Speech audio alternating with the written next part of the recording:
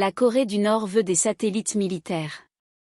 Le dirigeant nord-coréen Kim Jong-un et le président russe Vladimir Poutine ont mené des discussions officielles d'environ 2 heures avec leur délégation et en tête-à-tête, puis participé à un déjeuner en l'honneur du dirigeant nord-coréen qui a déclaré devant son homologue russe, je cite, « Nous sommes convaincus que l'armée et le peuple russe remporteront une grande victoire dans la lutte sacrée pour punir le rassemblement du mal qui prétend à l'hégémonie. » Selon M. Poutine, le dirigeant nord-coréen assistera à Vladivostok à une démonstration de la marine militaire russe dans le Pacifique et visitera en Extrême-Orient des usines d'équipements aéronautiques civils et militaires. Vladimir Poutine a dit voir des perspectives de coopération militaire avec la Corée du Nord, malgré les sanctions internationales visant Pyongyang, très isolée, à cause de ses programmes nucléaires et de ses missiles en développement. C'est la première rencontre des deux dirigeants depuis un précédent voyage de Kim Jong-un à Vladivostok en 2019. Washington craint que cette rencontre de haut niveau ne facilite la livraison d'armes nord-coréennes à Moscou pour ses opérations militaires en Ukraine et dans d'autres régions du monde. M. Kim Jong-un a lui qualifié ce sommet avec Vladimir Poutine de « tremplin » dans le renforcement des relations russo-nord-coréennes et affirmé qu'il fera des liens avec la Russie la « priorité absolue » de sa diplomatie.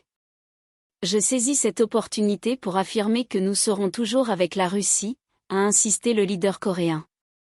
Pendant que M. Kim Jong-un se trouve en Russie, la Corée du Nord a tiré mercredi un missile balistique non identifié en direction de la mer de l'Est, a déclaré l'état-major interarmé de Séoul.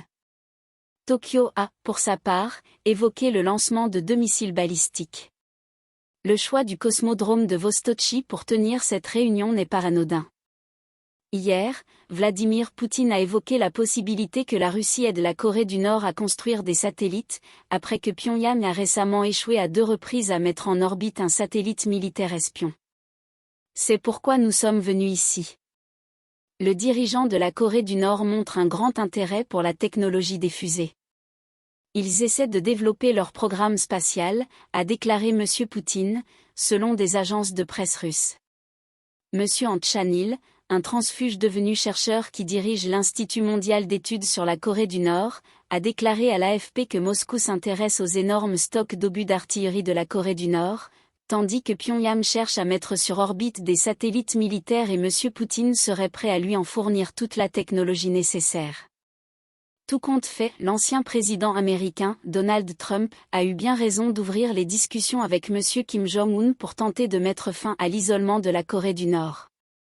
M. Trump a compris, avant tout le monde, que chaque année qui passe sans dialoguer avec M. Kim Jong-un est du temps perdu qui profiterait à la Corée du Nord pour asseoir définitivement son statut de puissance militaire et nucléaire irréversible.